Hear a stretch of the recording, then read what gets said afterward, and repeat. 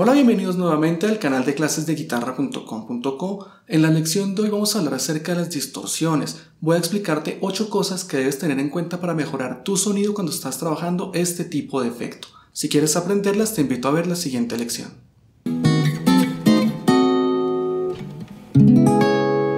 Hola, bienvenidos nuevamente al canal de clases de guitarra.com.co. Espero todos ustedes se encuentren muy bien de salud y que se estén cuidando muchísimo. Hoy vamos a hablar acerca de las distorsiones y para comenzar quiero que recordemos algo que hablamos en la lección de audio en la pasada cuando les expliqué la diferencia entre la distorsión y el overdrive. Acuérdense que la distorsión por naturaleza tiende a comprimir el sonido. ¿Esto qué implica? Básicamente si nosotros tenemos, hagan de cuenta que esto es una onda de audio y que esto que tenemos aquí abajo es el ruido. Si nosotros comprimimos la señal básicamente va a pasar esto. Vamos a sentir que el volumen del ruido se aumenta y si nuestra señal tiene mucho ruido de fondo, pues va a ser algo realmente molesto. Tenemos que entender esto porque el peor enemigo de la distorsión es justamente el ruido. Entonces vamos a comenzar, nuestro primer tip de los 8 que vamos a ver hoy es cómo evitarlo, pero desde la parte física, desde el hardware. Lo primero que yo vigilaría, curiosamente, y suena chistoso, es la toma de energía. Resulta que si tú tienes una toma de energía que está muy saturada, que tiene muchísimas cosas conectadas, es posible que todos esos electrodomésticos que tienes te metan ruido en la señal. Pueden ser cosas muy exageradas. Yo una vez hice un concierto en una universidad que queda en una montaña aquí en Bogotá y la toma de energía nos metía ruido de radio, nos metía una señal de radio. Entonces nos tocó buscar una toma que quedara un poquito alejada del escenario con una extensión larguísima para poder pasarle energía al amplificador sin que nos sonara una emisora cada vez que le poníamos distorsión. Era una situación bastante curiosa, pero se dan cuenta de lo que puede pasar con una toma de energía. Entonces es muy importante que tengas una toma de energía que esté bien sellada, que tenga su polo a tierra, que esté, digamos, de una manera limpia, por así decirlo, porque eso te va a afectar el sonido, sobre todo cuando apliques distorsión. Muy importante también, otra cosa que sugiero siempre es que hagan una buena inversión en cables. Uno suele pasar eso por alto, entonces uno que compra el cable más barato que se encuentra. Y hay una cosa que es muy cierta y es que el sonido de uno suena en relación a lo que tengas de peor calidad en tu rig, en tu equipamiento. Entonces si tú tienes la mejor guitarra, el mejor amplificador, los mejores pedales y tienes un cable de $1, todo tu rig va a sonar a cable de $1. Entonces háganse una buena inversión en cables que estén sellados, que estén protegidos, porque esto tiene una gran influencia en el sonido y en el manejo del ruido. Unos buenos cables nos ayudan a evitar el ruido. Dimarsio, Fender, Planet Waves, hay muy buenas marcas que vale la pena tener presentes al momento de comprarse un buen cable. Y los cables buenos suelen ser muy durables, entonces es una inversión que vale la pena hacer. Por último, en la parte del hardware, sobre todo con las guitarras que manejan micrófonos sencillos, single coil, hay una cosa que se llama apantallamiento, que es básicamente una forma de recubrir la guitarra para que nos ayude a evitar el ruido de fondo, el ruido de piso.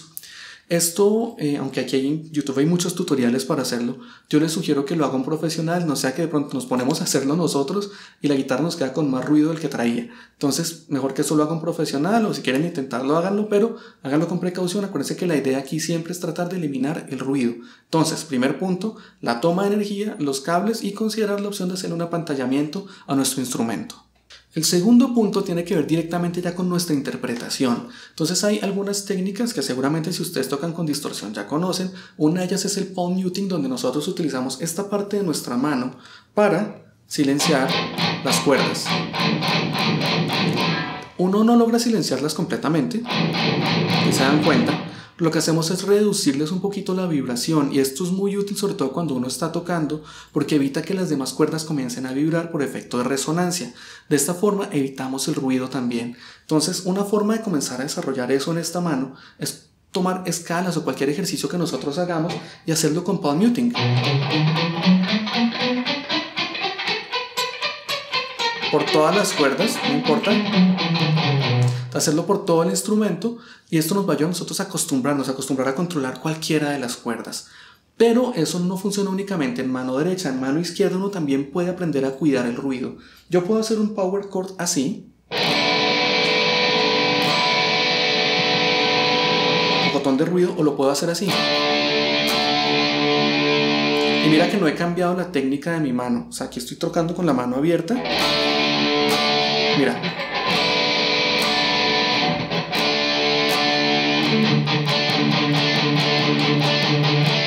¿Dónde está la diferencia? La diferencia está en lo que estoy haciendo con la mano izquierda. porque lo que hago yo básicamente es acostar un poco mi mano para que mi dedo índice se encargue de las 3 primeras cuerdas, de apagarlas. E incluso mi dedo índice aquí se está encargando de la sexta. La estoy tocando por debajo y la estoy apagando. Eso me permite a mí lograr este acorde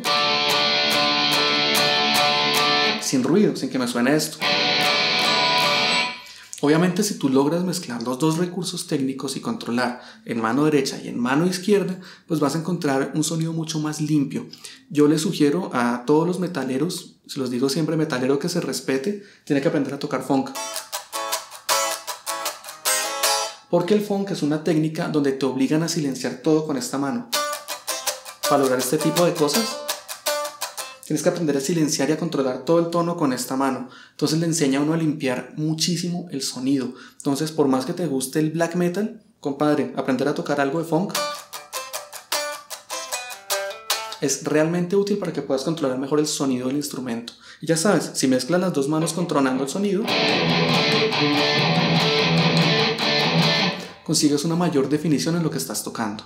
Antes de continuar, quiero invitarte a suscribirte al canal. Aquí estamos publicando lecciones semanalmente de técnica, teoría, repertorio, audio, cosas que van a ser muy útiles para tu formación musical. Entonces ya sabes, dale clic al botoncito rojo, suscríbete y continuemos. En el tercer punto vamos a hablar acerca de los supresores de ruido o las compuertas, los noise gates. En el mercado hay opciones muy buenas, está el Decimator, que es excelente, está el Silencer de Electro-Harmonix, que es bueno, bonito y barato, es muy efectivo, y tienes el NS2 de voz, que también es buenísimo. Ahora, para entender su funcionamiento, quiero que volvamos a nuestra pequeña gráfica. Tranquilos, yo voy a hacer una lección más adelante específicamente de lo que son las compuertas de ruido, pero hagamos un resumen aquí rápido para que entiendas su funcionamiento y qué es lo que tienes que tener presente. Pues vamos a mi super gráfico de nuestra señal, donde tenemos aquí nuestra señal de la guitarra y esto que representaría el ruido, ¿verdad? ¿Qué es lo que pasa con la compuerta? Yo con la compuerta le puedo decir, oiga, todo lo que esté sonando por debajo de este volumen, quítelo. Entonces la compuerta simplemente va a coger esto y lo va a quitar. Y nos va a quitar el ruido y solucionado el problema del ruido, por lo menos eso es lo que es la parte electrónica. Pero resulta que si nuestro ruido de piso es muy grande, digamos aquí estamos hablando mitad ruido, y mitad son tono de guitarra, que es algo que perfectamente nos puede pasar, pues cuando yo le digo a la compuerta, oiga, córteme a partir de acá, porque si yo le digo córteme acá no va a hacer nada, luego córteme a partir de acá, pues se nos empieza a comer el tono de la guitarra. Y es lo que nosotros a veces llamamos aquí en Colombia que el sonido empieza a sonar como chupado, y uno siente que a la guitarra le falta tono, como que siente uno que se altera bastante el sonido de la distorsión. Entonces por eso es tan importante lo de controlar el ruido de piso con los tips que les estaba mencionando anteriormente, lo de la toma de energía y eso, para que si tenemos una compuerta tengamos que afectar lo menos posible la señal del instrumento, porque entre más fuerte sea el ruido, más vamos a tener que afectarla y eso se va a notar, y el tono del pedal, amplificador, el tono general el sonido general del instrumento no va a ser el más bonito, lo vas a sentir que le falta fuerza, lo vas a sentir chupado, como decimos aquí en Colombia. El cuarto aspecto que uno tiene que vigilar es la cantidad de ganancia que uno va a trabajar. Si uno tiene un amplificador o un pedal que manejan distorsión, uno tiene que pensar que el sonido más rico y más chévere, por así decirlo, de este efecto, lo encuentra uno generalmente entre el 50 y el 75%.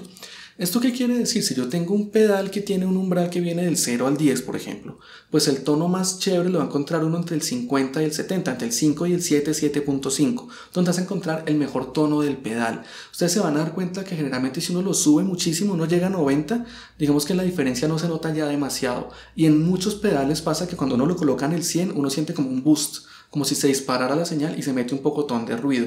Esto pasa con muchos pedales Boss, con pedales Electro-Harmonix pasa también. Entonces hay que, digamos, entender que estos pedales están diseñados para trabajar en ese punto, trabajar generalmente entre el 50 y el 75%.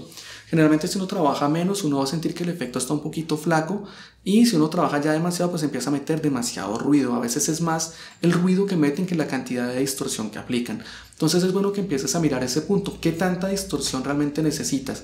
Y en algunos casos no siempre tener mucha distorsión es lo ideal. A veces uno puede conseguir cosas muy buenas a partir nomás de la ejecución, con distorsiones realmente bajas, con distorsiones al 50%, y uno consigue un sonido más limpio pero igual de potente.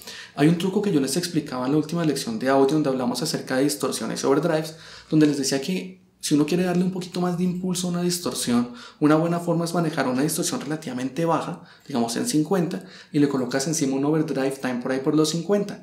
Esto te ayuda a que el sonido coja un poquito más de riqueza, un poquito más, se llena un poco más sin que nos meta demasiado ruido. Es un truco que es realmente útil, es apoyar un poquito nuestra distorsión, funciona muy bien y nos ayuda a conseguir algo más de ganancia. Entonces siempre evalúa cuánto es lo que realmente necesitas y créeme, si logras conseguir un sonido fuerte con la menor cantidad de distorsión posible, estás logrando una muy buena cosa porque vas a tener menos ruido de por medio. El siguiente punto es no sobreecualizar. ¿Y qué es esto de sobreecualizar? Uno generalmente cuando tiene una distorsión, digamos que tiene su amplificador con su ecualizador, tiene el pedal que tiene algunos controles de ecualización y puede tener un pedal de ecualización también aparte. Y uno llega y mueve un poquito en el amplificador porque hay que mejorar el sonido, llega al pedal y mueve un poquito porque hay que mejorar el sonido, y llegas al pedal y mueves porque hay que mejorar el sonido, y resulta que uno se le olvida que la ecualización es acumulativa. ¿Y qué es esto de que la ecualización sea acumulativa? Es simple, si yo le sumo los bajos en el amplificador y le pongo un poquito de bajos en el pedal y le pongo un poquito de bajos en la ecualización, ¿qué va a pasar? Todo esto se va a acumular y va a hacer que las frecuencias graves se nos disparen. Entonces uno puede, a partir de sumar, terminar haciendo un gran aumento en alguna frecuencia y esto puede generarnos un efecto no deseado. O puede uno hacer una bobada que hace mucha gente, que es pone bajos acá y corta bajos acá. Entonces, ¿qué pasa? Lo que subí, lo corté, o sea, no hice nada. Entonces, ¿qué es lo que debería hacer uno realmente? Tratar de ecualizar siempre en un solo punto. Si tienes un pedal de ecualización, haz tu ecualización ahí. Los otros déjalos en flat, déjalos en 0 o en 5. Generalmente en los amplificadores, para que la ecualización te quede neutra, la dejas en 5, y en los pedales generalmente pasa lo mismo, que dejarlos en el centro, pero no en todos. O sea, ahí toca chequear. Tratar de dejarlos en 0 y hacer la ecualización únicamente en el pedal de ecualización, o si no tienes pedal de ecualización, tratar de ecualizar en tu pedal y olvidarte del amplificador. De esta forma vas a tener un mayor control sobre el sonido, porque cuando uno empieza a ecualizar en diferentes puntos diferentes, créeme, se descontrola completamente el tono del instrumento. Y otra cosa, vuelvo y les repito, la ecualización es acumulativa. Entonces, si uno tiene el bajo saturando en las frecuencias graves, una guitarra saturando en las frecuencias graves, el piano también, y de pronto, qué sé yo, la otra guitarra, pues todo eso se acumula y hace que nuestra banda suene muy exagerada en las frecuencias graves y de pronto nos está faltando llenar en otros espacios. Entonces hay que vigilar mucho no sobreecualizar, tratar de ecualizar únicamente en un punto para que consigamos un mejor tono.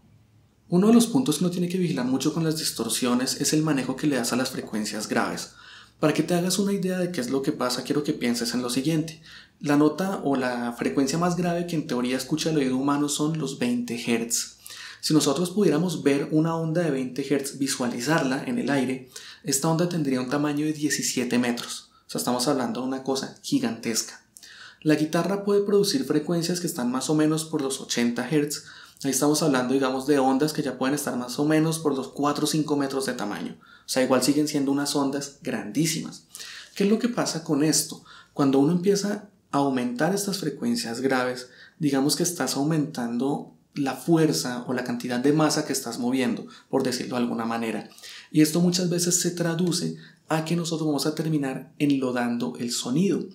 Por eso también se dice que, digamos, si ustedes se dan cuenta, los bajistas no trabajan mucho la parte de acordes. No suelen hacer intervalos pequeños, por ejemplo, intervalos de segunda o de tercera, porque por el tamaño de las ondas que manejan, el sonido tiende a enlodarse un poquito, tiende a ensuciarse y tiende a perder definición. Si tú le metes muchos graves y manejas mucho lo que son los bajos, los aumentas mucho en la ecualización de tu guitarra, vas a sacrificar la definición. Y eso es algo que, como la ecualización es acumulativa a nivel de banda, se va a sentir. Entonces, una sugerencia que yo les hago a nivel personal es que en vez de sumar en los graves, resten.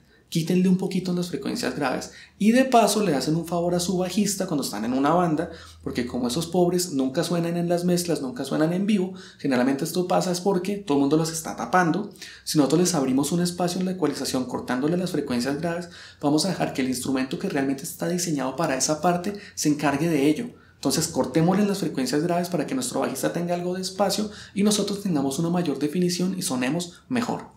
Asimismo, tienes que aprender a cuidar las frecuencias medias. Hay algunos pedales de efectos que incluso traen esa opción de hacer cortes, de cortar o de anular completamente las frecuencias medias. Esto, para mí personalmente, no es una muy buena opción. ¿Por qué?